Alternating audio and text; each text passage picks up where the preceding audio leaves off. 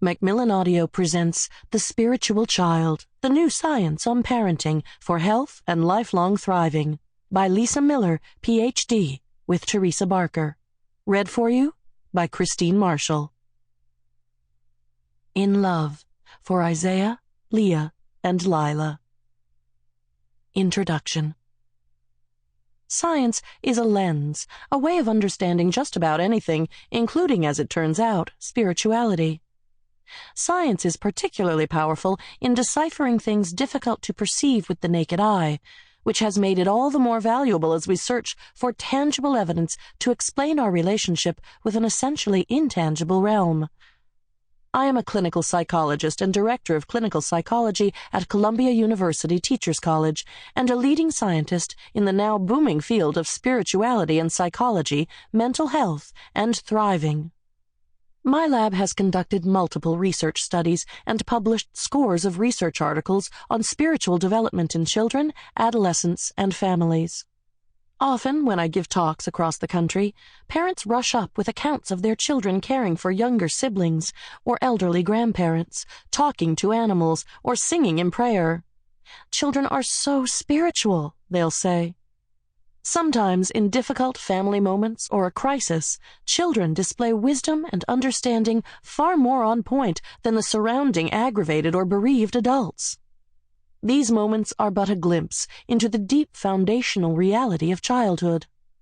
As a scientist, I know childhood spirituality to be a powerful truth that is incontrovertible, yet strangely absent from our mainstream culture. That children are so spiritual is not merely anecdote or opinion, be it mine or anyone else's. It is an established scientific fact. When I started out as a clinical scientist 15 years ago, focusing on the science of spirituality and health, I encountered enormous skepticism, flat rejections, and doors literally slammed shut during my grand rounds presentation at medical schools. When the calendar rolled over to the new millennium, there still existed a quite strong bias in the social and medical sciences against research on spirituality and religion, two distinct concepts in my mind. I quickly came to expect the doubting or sometimes dismissive comments, "Spirituality is not psychology," or "How will your lab ever be funded?" or "Is that the same as prayer in public schools?" which of course has nothing to do with the study of spirituality and health. Every so often, however, came a glimpse of interest, and sometimes burning curiosity. These rare responses came from my heroes, the very top scientists in the field, because they are voraciously curious and follow the data. And while the data on spirituality was initially scant, the few studies available provided a strong signal so bright that it was impossible to ignore as a subject of scientific interest and inquiry.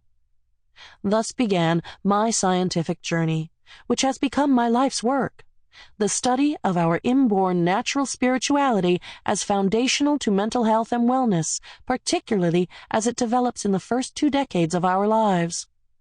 Together with a few labs across the country, my colleagues and I set out to build a new science of spirituality, mental health, and thriving. The resulting extensive and groundbreaking research advances in our understanding of brain science, and the findings of neuroimaging, lengthy interviews with hundreds of children and parents, case studies, and rich anecdotal material show that spirituality is an untapped resource in our understanding of human development, resilience and illness, and health and healing. The absence of support for children's spiritual growth has contributed to alarming rates of childhood and adolescent emotional suffering and behaviors that put them at risk.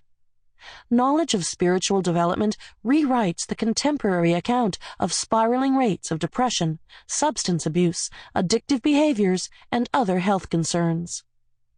Awareness of spiritual development creates opportunities to prepare teens for the important inner work required for individuation, identity development, emotional resilience, character, meaningful work, and healthy relationships.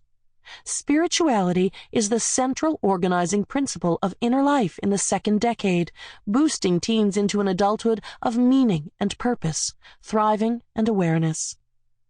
Spiritual development through the early years prepares the adolescent to grapple more successfully with the predictably difficult and potentially disorderly Sample complete. Ready to continue?